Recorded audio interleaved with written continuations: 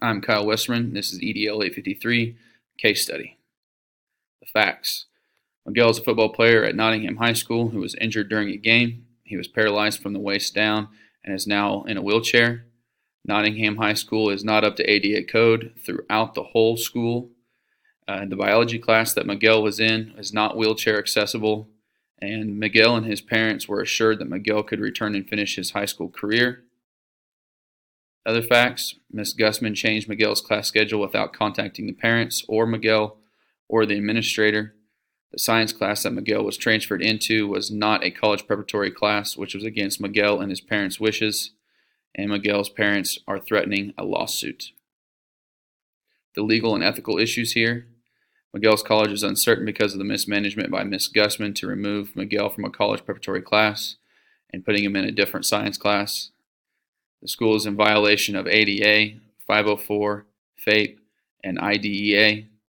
Miguel was discriminated against because they did not give him an appropriate access to a biology class and did not find appropriate accommodations. So what exactly happened? Miguel and his parents are being denied FAPE because all the classrooms at Nottingham High School are not wheelchair accessible, and since he is removed from the biology class, he is being denied a free appropriate public education. The known or unknown facts: the people: Miguel, recently paralyzed student, is being denied a biology class that can prepare him for college. Miguel's parents are threatening legal action against the school. Ms. Gussman, which is the counselor, removed Miguel from the biology class and put him in a non-college preparatory class. The principal knows about the situation, and his only contact with the student has been giving Miguel an award. And then the lawyer is representing Miguel and his parents in the lawsuit. Unknown: Miguel, we don't know if he needs counseling after a traumatic event. Are the parents open to alternative accommodations if they can get Miguel into a biology class some other way? Ms. Gussman, why did she not contact the principal or teacher prior to removing Miguel? And then the principal: how much did he or I know about the schedule change beforehand? And did I know that the biology class was inaccessible to a wheelchair? The known or unknown facts talking about the place: we know that Nottingham High School was built in the 1950s. A quarter of the high school is not up to ADA code. It is in Dover. They do have relocatable trailers at the school, and the school does have great community support, and it has 3,200 schools, and we know it's the only school in the area. What we don't know about Nottingham High School is what classes are affected by the non-compliance of ADA. Is their ability to hold the biology class in a different room. It is unknown the demographics of Nottingham High School or the community of Dover. Can the class be held in a relocatable trailer? And are all biology classrooms not ADA compliant? Seeing as there's 3,200 students in the school, there's probably more than one biology classroom, and we need to know if all of them are not ADA compliant. What are the known and unknown facts about the program? We know it is a public high school, or it is a public school. It's a high school. Miguel's a sophomore, and he lost a college preparatory class. We don't know about a SPED department. We don't know anything about an alternative school that Miguel could probably go to, and we don't know the staff knowledge about FAPE or ADA compliance. The stakeholders: the situation will affect the stakeholders financially if the school is sued. Community support for the school may dwindle. All stakeholders would have an important stake in the outcome, seeing as there may be possibly future students who require the school to be up to ADA code.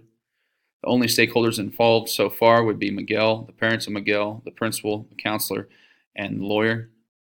Enough is known for me to make sure Miguel gets into a biology class.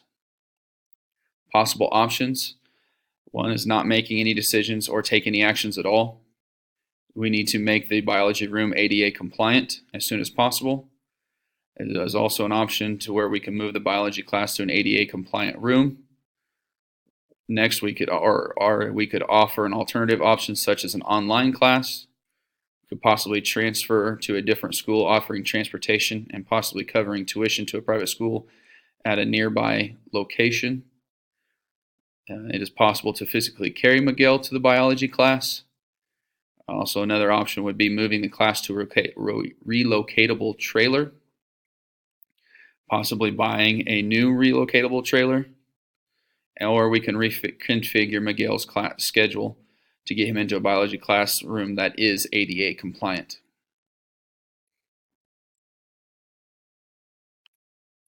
The best options, moving third hour biology to an ADA compliant room.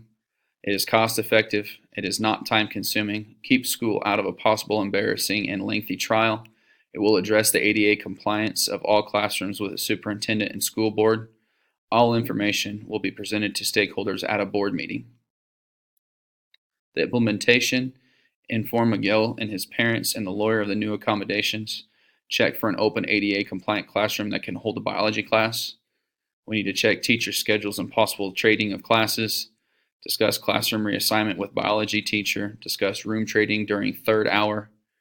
Move appropriate equipment to the new room if possible.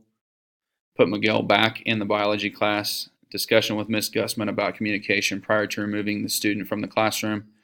And our plan B is to getting a new relocatable trailer that is ADA accessible. Standard component number 1, the building administrator evaluates multiple sources of inequality and bias in the allocation of educational resources and opportunities. Identified student was not receiving FAPE, identified that all classrooms were not ADA compliant, and identified that the counselor did not abide by state and federal laws. Standard component number 2, the building administrator cultivates the equitability use of educational resources and opportunities through procedures, guidelines, norms, and values.